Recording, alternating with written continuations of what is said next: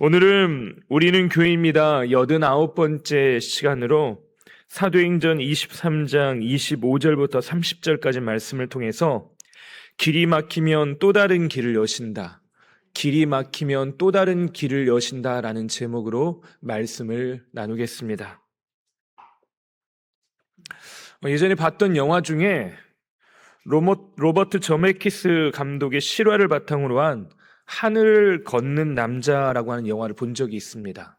하늘을 걷는 남자, 그러니까 무슨 히어로물, 슈퍼맨 같은 사람이 나올 거라고 여러분 생각하신 분이 있으실지도 모르겠지만 여기 나와 있는 사진처럼요, 이 사람은 고개사입니다. 월드 트레이드 센터 양쪽 꼭대기에 줄을 연결하고 그 위를 지나가는 일을 했던 사람이 바로 이 사람의 이야기입니다. 이 사람은 실존 인물인데 1976년에 월드 트레이드 센터 꼭대기에 밧줄을 연결해서 8번을 오가게 됩니다. 영화에서 남자 주인공 펠리페는 412m의 높이, 42m의 길이, 2cm 폭 위의 줄을 걷는 일을 하게 됩니다. 저는 올라가지도 못할 것 같습니다. 저 꼭대기 412m 꼭대기 첨탑에 올라가면 저의 마음은 이미 녹아서 거기서 쓰러질지도 모르겠습니다. 제가 고소공포증이 있어서요, 놀이동산을 매우 싫어합니다. 그래서 왜 돈 내고 저런 걸 타는지 아직도 이해를 못하는 사람인데, 이 영화를 보는 내내 제가 쫄깃쫄깃했습니다. 가슴이. 어떻게 저기를 올라간단 말인가? 어떻게 저 위에 걷는다는 건가? 심지어 412m의 높이도 무섭지만 2cm의 폭의 줄을 거기를 걸어간다는 것 자체가 저는 이해가 안 됩니다. 왜 이런 일을 하는가? 근데 이 사람은 여기를 건너가기로 도전을 합니다. 이때 이 사람이 여자친구에게 자신의 마음속 두려움에 대해서 이야기하는 장면이 나오는데요. 그가 뭐라고 하냐면, 확신이 안 서 줄 위에 올라서면 한 발도 못 될 것 같아 라고 말을 합니다. 이 고개사도 412m의 높이에서 자신을 지켜줄 만한 그 어떤 것도 없는 상태에서 그 위를 걷는다는 것 자체가 너무나도 무섭고 두렵고 떨리는 일이라는 겁니다. 한 발도 못 될 것 같아. 그때 여자친구가 이렇게 격려합니다. 발 아래 말고 앞을 똑똑히 주목해서 봐. 그러면 길이 보일 거야. 지금 이 사진에서도 보이는 것처럼 안개가 자욱합니다. 근데 그 줄이 어디로 어떻게 연결되어 있는지, 어디로 갈지 모르는 그 길을 발 아래 줄을 보려고 하지 말고 어디로 가야 되는지 그 방향을 보면 길이 보일 거라는 이야기인 겁니다.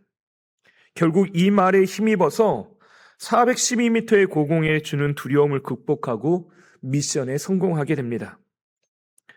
무언가를 우리가 계획하고 꿈꿉니다. 2026년을 시작하면서 우리가 계획하고 꿈꾸고 다짐했던 것들이 계실 거라는 생각이 듭니다. 보통 때 여러분에게 기도 제목들을 요청하고 기도 제목들 카드를 제출해달라고 요청한 것보다 지난번 송구의 영신 예배 때 여러분이 주셨던 기도 제목 카드가 훨씬 더 많습니다. 그 말은 무언가 새해를 시작할 때 기대하는 바, 소망하는 바, 꿈꾸는 바가 분명히 있으시구나라는 생각들을 하게 되었습니다.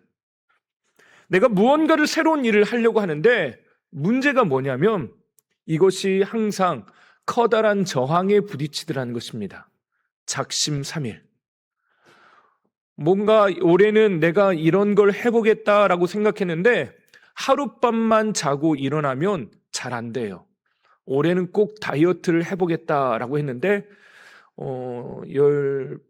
88일이 지나고 났는데도 여전히 내일부터 시작하자. 이게 우리 마음인 것 같습니다. 무언가 내가 성경을 읽어보겠다라고 하는데 잘 읽어오다가 항상 어려우며 출애굽기 후반부부터 그때부터 정말로 어렵습니다. 그 전까지는 뭔가 내가 아는 이야기도 나오고 스펙타클한 이야기가 막 가는데 이제 막 율법, 성막을 만들기 시작하면서 하나님이 왜 나를 괴롭게 만들고 시험에 들게 만드시는가?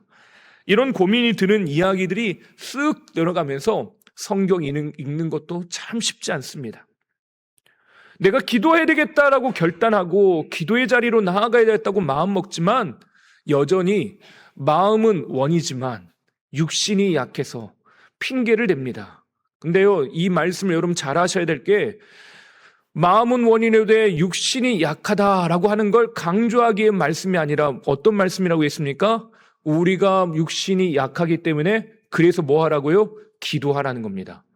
육신이 약해서 기도를 못하는 게 아니라 예수님의 말씀하신 의도는요, 우리가 너무나도 연약한 존재이기 때문에 기도해야 된다라고 하는 걸 기도의 강조점을 둔 거지 우리의 육신이 약하다의 강조점이 있는 게 아니에요. 우리가 뭔가를 하려고 할 때 엄청난 저항감에 부딪히게 됩니다. 그것이 두려움일 때도 있고 무서움일 때도 있고 또는 내가 원치 않지만 물리적인 장애물들이 내 앞에 놓여 있는 것들을 경험할 때도 있습니다. 무언가 두려움이 찾아오면 한 발자국도 내딛지 못하는 우리가 가지고 있는 연약함들이 있습니다. 나를 벌벌 떠게 만들고 한 발자국도 걷지는 못하게 만들고 분명히 앞에 길이 있는데 길이 보이지도 않게 만드는 그런 어려움들이 우리 가운데 있더라는 것입니다. 오해를 하실까봐 먼저 답을 좀 말씀드리고 다음 이야기를 하려면 하는데요. 저 아픈 거 아니니까 걱정하지 마시고 들으십시오. 꼭 조시던 분이 우리 목사님 아프대. 꼭 그런 분이 있으실까봐 제가 말씀드립니다. 예. 몇 년 전에 허벅지 쪽이 좀 따끔따끔해가지고요. 좀 불편했습니다. 근데 불편했는데 별일이 아닐 거라고 생각하고 대수롭지 않게 여기다가 어느 날 문득 봤는데 없던 점이 생긴 겁니다. 까만 점이. 보니까 좀 이상해지죠? 별거 아니겠다 생각하고 있는데 이상하게도 느낌이 그런 건지 모르겠지만 점점 커지는 것 같은 겁니다. 갑자기 사람이 가슴이 떨리기 시작하더라고요.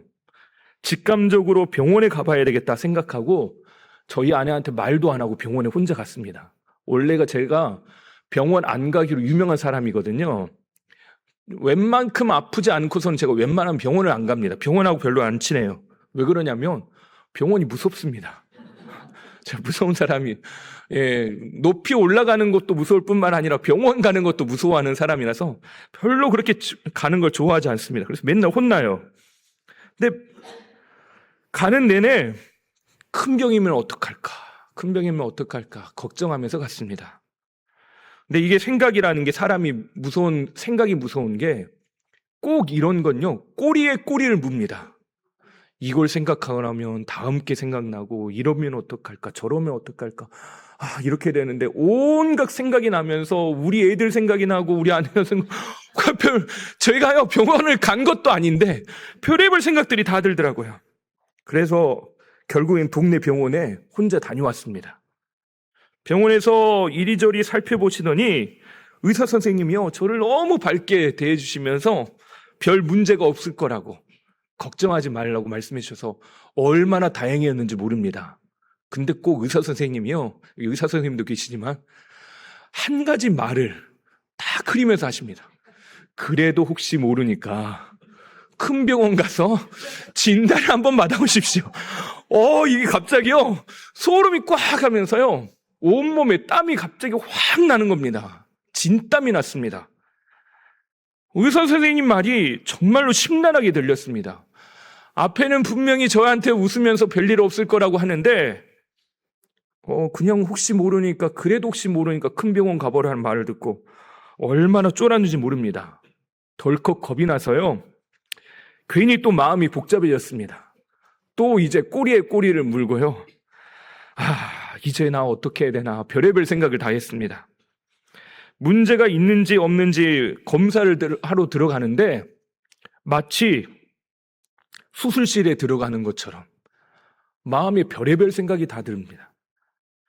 근데 의사 선생님이 검사 결과를 마치고 나와서 의사 선생님을 만나는데 의사 선생님이 뭐라고 하시냐면 걱정하지 마세요. 별일 없을 것 같습니다. 라고 말하시면서 또 의사 선생님이 또 저한테 그럽니다. 이게 조직 검사로 간 겁니다. 예. 근데 뭐라고 하시냐면 사는 게 내 마음 같지 않지만 언제나 길이 있습니다라고 저에게 이야기해 주시더라고요. 이분이 저한테 목사님 같았습니다. 네. 아무런 뜻 없이 말씀하시는 것 같고 걱정하지 말라고 말씀하시는 것 같지만 제게 이게 너무 마음속으로 충격적으로 다가왔습니다. 걱정하지 마세요. 그래도 길은 있어요. 이게 별의별 생각이 다 드는데 맞아. 내가 코너에 몰린 게 아니라 지금 그냥 길을 가고 있는데 조금 돌아가는 길이 생겼을 뿐이고 방향이 달리는 길이 생길 거야 라고 생각한 겁니다. 다시 한번 말씀드리지만 졸다가 일어나신 분이 혹시 계실까 봐 말씀드립니다. 예, 아무런 문제 없었으니까 너무 걱정 안 하셔도 됩니다. 예, 의사 선생님이 그리고 혹시 모르니까 점 빼자 그래서요. 그 점 빼고 예, 점 뺀 비용만 피부과 비용만 내고 나왔습니다. 우리의 삶을 살아가면서요. 무수한 두려움의 순간들을 만납니다. 앞이 보이지 않는 것 같은 염려의 순간들, 걱정과 두려움의 순간들이 우리에게 얼마나 무수하게 지나가는지 모릅니다. 우리가 크게 보면요, 별일 없이 아무 생각 없이 그냥 그렇게 지나가는 것 같지만 우리의 앞에 걱정의 자리를 내어놓고 살고 있습니다. 근데 이걸 하나를 지나가면 아무도 일도 없었던 것처럼 그냥 우리는 그걸 무시하고 지나가는 것뿐이에요. 그렇다면 우리가 해야 될 방향성이 분명합니다. 이 걱정할 게 아니라요. 그냥 그걸 하나님의 인도하심을 따라 지나가면 되는데 우리가 그 걱정을 붙잡고 거기에다가 이정표를 찍어놓고요. 우리가 그것을 내 문제로 삼고 거기에 갇혀 있는 것이 우리에게 커다란 문제라는 것입니다. 선택의 순간 우리에게 놓여있는 무수한 두려움들, 재정과 건강, 먹고 사는 문제, 자녀 문제, 우리가 겪고 있는 수많은 문제 앞에서요. 우리는 그걸 이정표로 삼으며 살아가는 것이 아니라 이 문제들 이정표를 삼는 게 아니라 우리를 인도하시는 하나님을 바라보고 하나님을 우리는 붙들고 그분을 이정표, 표대로 삼아 나아가는 것이 우리에게 가장 마땅한 일이라는 것입니다. 오늘 말씀의 상황은 계속 바울의 이야기들을 우리가 살펴보고 있는데요. 바울이 이제 무언가 해결된 것 같은 기미를 보이다가 또 다른 어려움을 겪었다고 말씀드렸습니다. 그래서 11절을 제가 2주에 걸쳐서 여러분에게 말씀을 나눴었는데 그 두려움과 어려움의 순간에 하나님께서 그 곁에 서서 말씀하시기 시작합니다. 두려워하지 말라. 내가 너를 사명의 자리로 이끌 것이다 라고 말씀하십니다. 하나님께서 인도하신다고 말씀하시잖아요. 그러면 우리는 어떤 일이 일어나길 원하며 짠 하고 상황과 환경이 순간적으로 완전히 바뀌어지는 180도로 바뀌어지는 상황들을 우리는 원합니다. 안 그렇습니까? 기도하고 나갔는데 저 문만 열고 나가도요. 여기서는 분명히 하나님이 나를 인도하실 것처럼 느껴지다가도 핸드폰을 보고 머릿속에 떠오르는 이미지와 생각들, 상황들이 머릿속을 지나가기 시작하면 또 심란한 시간들을 보내기 시작합니다. 그걸 이정표 삼고 있기 때문에 그래요. 바울도 어떻습니까? 하나님께서 인도하셨다라고 말씀하셨는데 바울의 상황이 바뀌었냐? 죄송하지만 더 어려워졌습니다. 오늘 말씀을 읽어보셔서 아시겠지만요. 바울의 상황이 풀어지고 그 환경들이 이제 펼쳐지고 이제는 온전해지고 무언가 문제가 사라져야 될 것 같은 상황.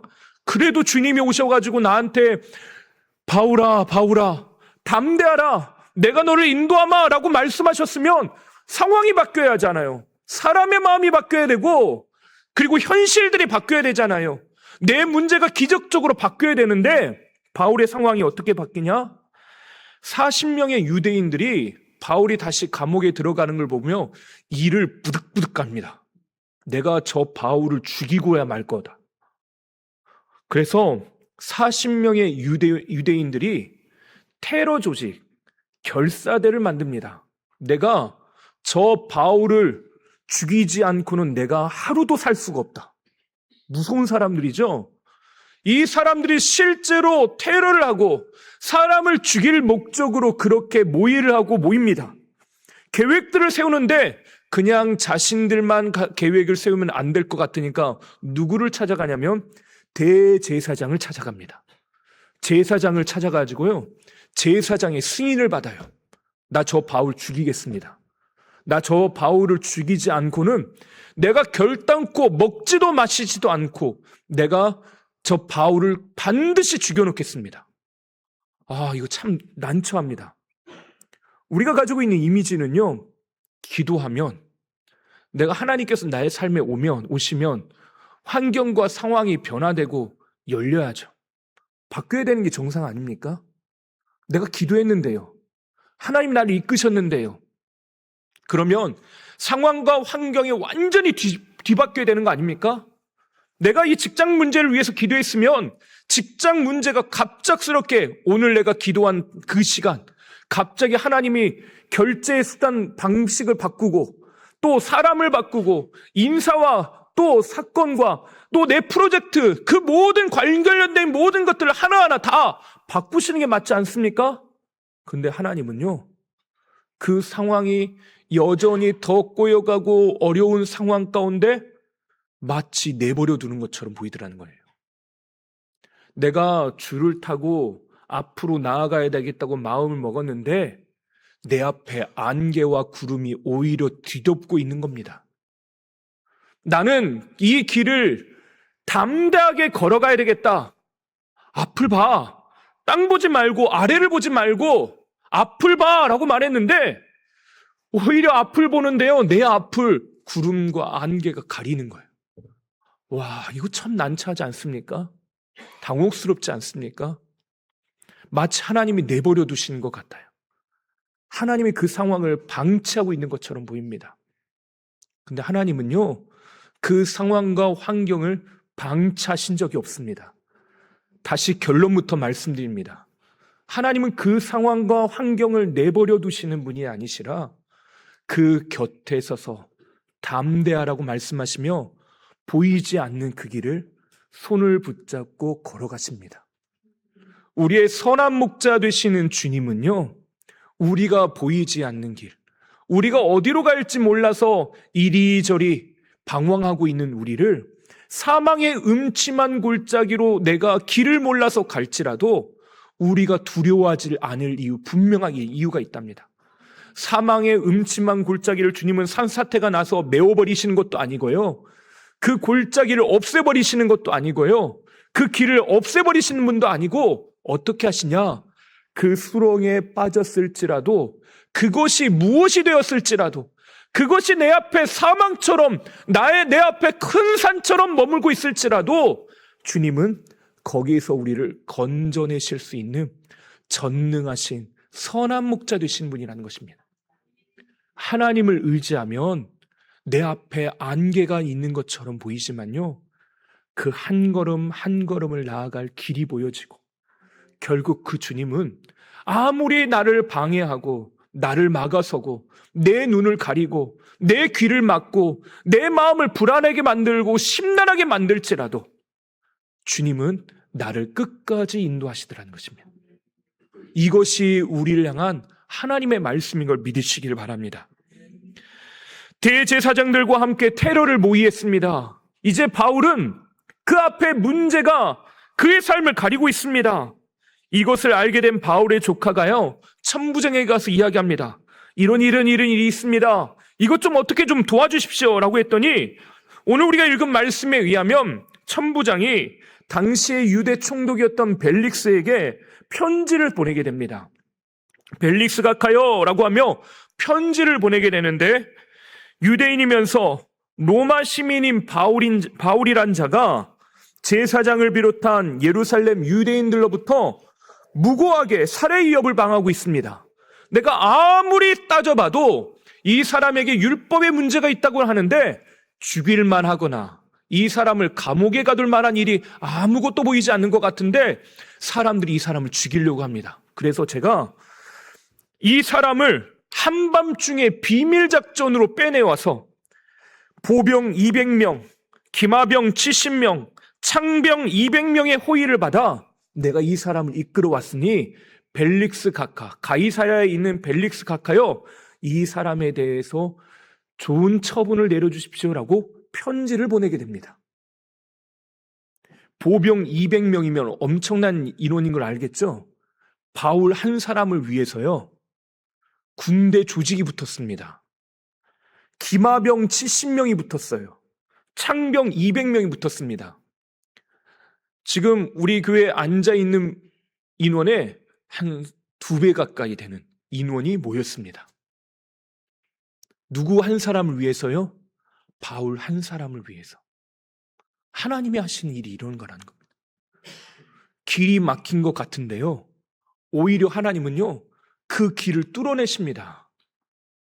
내가 가야 되는 길들, 내 걸음들이 다 막혀 있는 것 같고, 사방이 나를 못 잡아먹어서 안달이 나는 것 같고, 나에게 두려움과 어려움들이 무수히 찾아옵니다. 근데 하나님은요, 하늘 군대를 동원하셔서 나를 지키시고 호위하실 뿐만 아니라 나를 이끄셔요.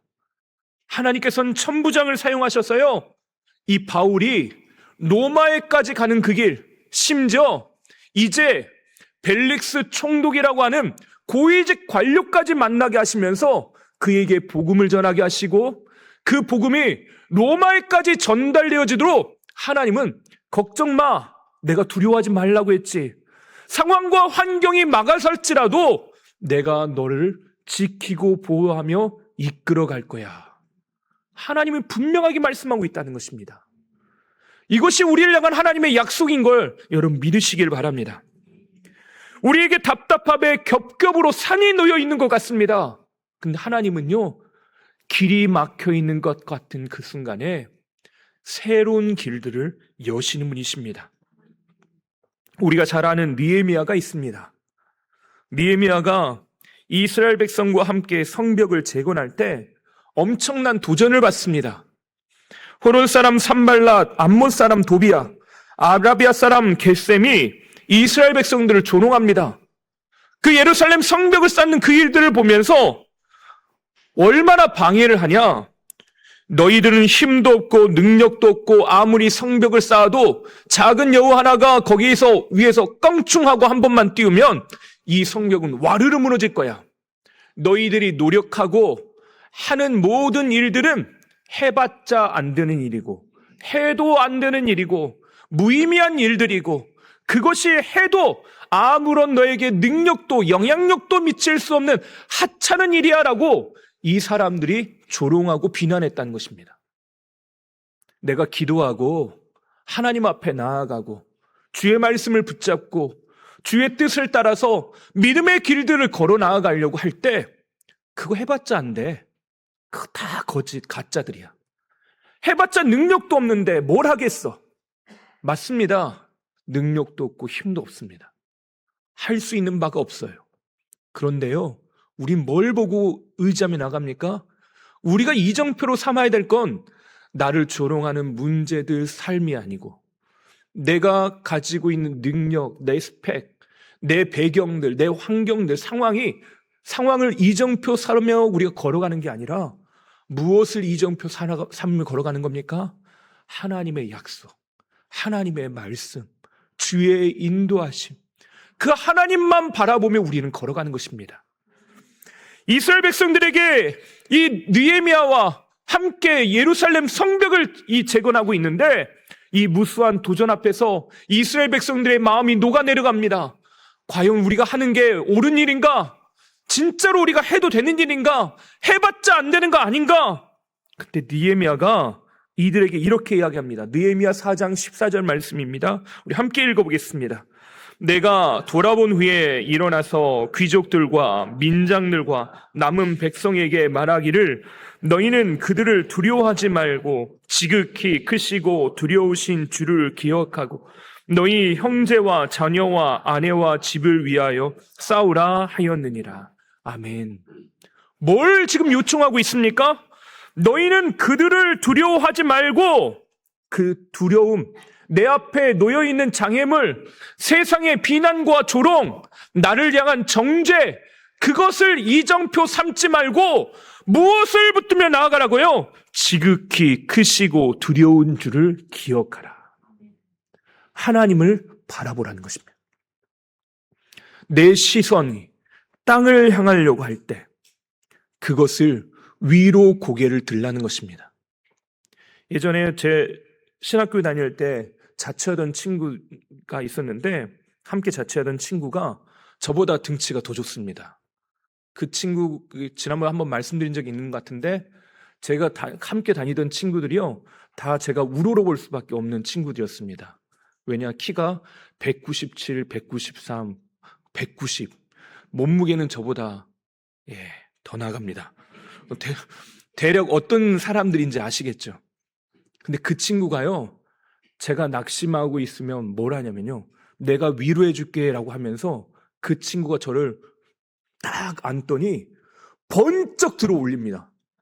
그럼 제가 갑자기 몸이 훅 올라갔다가 내려가는, 평상시에 경험해보지 못한 일들을 경험하게 됩니다.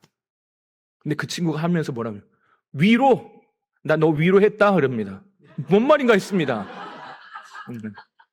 무슨 말인가 했더니 그 친구가요, 너 위로 향해야 돼. 하나님께로 향해야 돼. 그게 진짜 위로야라고 저한테 이야기해 주더라고요. 제가 그걸 평생을 잊어버리지 않으려고 노력합니다. 진짜 위로는요, 하늘을 바라볼 때, 내가 위로 향할 때 얻는 것입니다. 낭떠러지 같은 길을 위태롭게 걸어갈 때요, 우리는 저 두려운 낭떠러지 아래만 봅니다. 근데 주님은 내 앞에 놓여있는 길을 보래요. 하나님이 인도하시는 그 하나님의 손길을 보라고 말씀하시는 겁니다. 걱정하지 마, 두려워하지 마. 사는 게 다 내 마음 같지 않지? 하지만 나의 인도함을 받으면 길이 보여라고 말씀하시는 겁니다. 여기서 기억하다라고 하는 단어가 영어 단어를 제가 유심히 보니까요, 제가 영어를 전공한 게 아니어서 확실한지 못하겠지만 제가 유심히 보면서 재미난 걸 발견했습니다. 기억하다라고 하는 영어 단어가 remember라고 하는 단어인데요, remember 보니까 앞에 re라고 하는 다시라고 하는 영어 접두사와 member, 공동체의 일원이라고 하는 그 멤버라고 하는 게 붙어 있더라고요. 제가 읽어보면서 무슨 생각을 했냐, 기억하면 다시 공동체 일원이 되는구나, 그런 생각을 했습니다. 다시 공동체 일원이 되는구나. 우리가 하나님을 기억하면 어떤 일이 일어납니까? 내가 하나님의 백성인 걸 알게 됩니다. 내가 하나님의 자녀인 걸 잃어버리지 않아요. 기억한다, 하나님을 기억한다, 크고 지극히 높으시고 두려운 하나님을 기억하라라고 하는 명령은요, 그분을 기억하면 내가 버림받은 자식일 것 같고, 아무런 내가 하나님과 관계없는 사람인 것 같고, 내 힘, 내 능력, 내가 가지고 있는 내 스펙으로 내 삶을 살아가는 것처럼 보이는데요, 결국 다시 하나님을 기억하면, 아, 내가 하나님 자녀였구나, 내가 하나님의 아들이었구나, 하나님 딸이었구나 라고 하는 걸 기억하게 되라는 것입니다. 하나님이 내 아빠 되심, 하나님의 선한 목자 되심을 다시 기억하는 자리에 나아가면 내가 그분과 관계 있는 하나님의 백성이고, 하나님이 책임지시고 하나님이 인도하고 계신다는 걸 분명하게 깨닫고 알게 된다는 것입니다. 우리는 두려움의 내일을 빼앗길 사람이 아니라 하나님과 함께 이 온 땅을 다스릴 하나님의 백성인 걸 기억하시길 바랍니다. 우리는 하나님께서 주시는 하나님의 길을 걸어가는 사람이에요. 오늘 우리 장로님 권사님들이 고백하셨던 것처럼요, 이제 여호수아와 함께 이스라엘 백성들이 하나님이 주신 가나안 땅을 분배합니다. 가나안 땅을 분배하는데요, 그 앞에 놓여 있는 건 산지들입니다. 다시 말해 첩첩산중 장애물들이라는 거죠. 심지어 거기에는 안악자손으로 가득합니다. 아르바라고 하는 사람이 가지고 있었던 영향력, 능력 때문에요, 그 동시는 아르바의 도시라고 불려왔습니다. 근데 그 땅을 무엇로 바꾸냐? 갈렙이요, 주님께서 나에게 주시겠다고 하는 약속만 바라보면서, 그것만 의지하면서 내가 담대히 주께서 주시는 은혜로 그 능력으로 이 땅을 반드시 차지하겠습니다. 이 산지를 내게 주십시오. 그리고 결국 그 땅을 헤브론, 하나님의 도시로 바꿉니다. 이 갈렙이 이후에 우리 여호수아 말씀을 함께 볼 때도 살펴봤지만요, 갈렙이 어떤 사람이냐? 나만 그렇게 안 사는 사람이에요. 사위를 얻는데요, 사위도 똑같은 사람을 얻습니다. 온니엘에게도 남방으로 내려가서 그 땅을 요구하고 그 믿음으로 살 자신과 한 딸을, 악사라고 하는 딸을 얻을 그 온니엘을 믿음으로 사는 사람을 사위로 삼습니다. 눈으로 바라보는, 보이는 대로 사는 사람이 아니라요, 하나님이 보여주는 대로 사는 삶입니다. 아브라함이 걸어갔던 길은요, 눈에 보여지는 땅을 걸어간 게 아니라, 길을 걸어간 게 아니라요, 하나님이 너에게 보여주실 땅으로 가는 것입니다. 하나님이 보게 하시고 보여주시는 것, 보게 하시는 걸 따라 우리는 걸어가는 사람이라는 것입니다.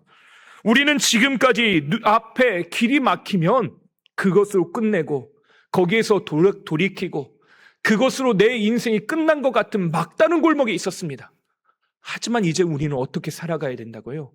하나님이 눈을 열어주시고 보여주시고 인도하시는 걸 따라 다른 길을 내시는 그 하나님을 따라 믿음으로 걸어가는 것입니다. 이것이 저와 여러분의 믿음의 고백이 되시길 바랍니다. 이제 우리 교회가 45주년 되는 해입니다. 오늘이 우리 교회 생일이에요. 1981년 1월 18일에 교회 창립했다고 역사자료에 남아있더라고요. 당회 때도 나눴습니다. 오늘이 딱 생일이더라고요. 45번째 되는 우리 생일. 이제 청년의 때를 넘어서 하나님의 때를 향해 걸어가는 이제 우리 교회입니다. 예전에 제가 화순에서 목회할 때요, 그때가 30대 초반이었는데 그때 권사님 집사님들이 저에게 뭐라고 하셨냐면 밥을 이만큼 주십니다. 그때 제 몸이 다 이렇게 됐습니다. 예. 그 밥을 주시면서 뭐라고 하시냐면, 아유, 목사님은 돌도 씹어 드실 나이라고. 예, 그러면서 밥을 이따만큼 주는데 제가 그걸 도저히 못 먹을 것 같습니다. 근데 제가 그때 경험한 게, 생각했던 게 뭐냐면요, 하나님, 우리 교회가 청년의 때를 유지하는 교회 되게 해주십시오. 앞에 무수한 장애물들을 만나고 무수한 일이 있고 어려움이 있을지라도 이 청년의 마음, 갈렙의 마음을 잃어버리지 않는 교회 되게 해주십시오. 제가 화순에서 목회할 때 그런 마음을 가졌습니다. 돌도 씹어먹을 나이래요. 근데 45이면요, 여러분들은 아마 그러면 아직 젊어. 네. 그러면 우리 교회가요, 하나님의 때를 이루어가는 그 귀한 일들을 무수히 할 수 있습니다. 눈앞에 보이는 장애물들이 있어요. 내일을 보면요, 앞이 보이지 않는 무수한 일들이 있습니다. 근데 하나님께서 그 일을 열어가십니다. 지금 뭐 사진이 있어서 제가 마지막으로 좀 이야기 드리고 마치려고 하는데요. 이 사진은 여러분이 아시는지 아시겠지만 남궁옥이라고 하는 선생님의 이야기입니다. 찬송가 중에요, 이 남궁옥 선생이 지은 찬송가가 있습니다. 찬송가 580장을 보면 삼천리 반도 금수강산이라고 하는 찬송가가 있는데, 이 남궁옥 선생님이 감리교인입니다. 당시 일본이 한반도를 집어삼키기 위해서 민족에게 어떤 이야기를 심어줬냐? 일본이 돕지 않으면 버려지고 황폐해질 황무지 같은 땅이라고 하는 이야기들을 계속해서 심어줬습니다. 그리고 결국 일본에 병합되어서 이 민족이 일본에 병합되는 것이 가장 이 민족의 내일을 위해서 옳은 일이고 좋은 일이다라고 하는 걸 끊임없이 이야기해 올 때죠. 그때 남궁옥 선생님이 우리 민족 안에 있던 좌절감, 절망감들을, 그것을 이겨내기 위해 뭘 하냐? 이 땅에 무궁화를 심는 운동을 하게 됩니다. 그리고 이 땅 곳곳에 무궁화가 심겨지기 시작해요. 그리고 이 선생님이 이 노래를 지어 부르게 되는데, 그것이 아까 말씀드렸던 찬송가 580장입니다. 삼천리 반도 금수강산은 하나님이 주신 동산. 지금은 절망하고 포기할 때가 아니라 봄 돌아와서 밭갈 때니 사방에 일꾼이 필요하다. 우리 모두 이 주님의 부름 앞에 응답하여 일하러 가자. 하나님이 주신 삼천리 반도 금수강산, 하나님의 명령 받았으니 일하러 가자. 이 남구옥 장로님이 이 한반도에다가 무궁화를 심으면서 그 이야기 고백을 한 겁니다. 우리의 삶에 척박해 보이는 땅이 있어요. 그때 아무것도 열매가 맺지 않을 것 같은 그때 씨를 뿌려야 합니다. 기경하고 하나님이 새로운 길을 여실 것을 믿고 그 길을 따라가야 합니다. 일하러 가세. 일하러 가세. 하나님이 주신 땅 금수강산. 하나님 명령 받았으니 일하러 가세. 하나님께서 우리 교회 가운데 주신 사명들을 이 온 땅 가운데 이뤄가고 또 각 개인에게 주신 달란트와 은사를 따라 삶의 자리, 가정에서, 일터에서 이 복된 하나님의 일들을 감당하시기를 바랍니다. 여전히 우리에게는 환경과 상황이 나를 쥐어짜는 것처럼 보이고 때로는 나를 속이고 조롱하고 어렵게 만듭니다. 하지만 그때 길을 여시는 분은 하나님이십니다. 하나님을 바라보며 믿음의 길을 걸어가시는 저와 여러분 되시기를 주님의 이름으로 축원합니다. 기도하겠습니다. 하나님 아버지, 오늘 우리로 하여금 믿음의 길로 나아가게 하여 주시니 감사합니다. 하나님, 오늘 나에게 있는 이 연약함의 시간들, 문제의 상황들, 그 환경의 지배를 받거나 상황의 지배를 받아 내 마음이 꺾이고 삶이 무너지는 것 대신에 하나님 이것을 이정표 삼는 것 대신에 하나님만 의지하고 하나님을 우리의 표대로 삼고 믿음으로 걸어가는 은혜를 허락하여 주시옵소서. 여기 모인 성도들 한 사람 한 사람에게 주의 말씀을 허락하시고 믿음을 허락하시고 눈을 열어주셔서 하나님이 보게 하시는 걸 보고 그 믿음의 길을 따라 나아가게 하여 주시옵소서. 하나님 오늘도 변함없이 우리의 길을 지도하시고 인도하여 주신 것을 믿사오며 우리의 모든 것 되시는 예수님의 이름으로 기도하옵나이다. 아멘.